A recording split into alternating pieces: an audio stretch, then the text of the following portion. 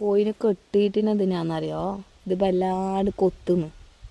പിള്ളേരൊന്നും പുറത്തിറങ്ങാൻ വിടൂല. ആരും ഗേറ്റിൻ്റെ അടുത്ത് വരാനും വിടുന്നില്ല. കൊത്തി പറിക്കും. അതുകൊണ്ടാണ് ഇതിനവിടെ കെട്ടിയിട്ടിരുന്നത്. പിള്ളേർ പേടിച്ചിട്ട് പുറത്തിറങ്ങുന്നില്ല. അതുകൊണ്ടാണ് കെട്ടിയത്.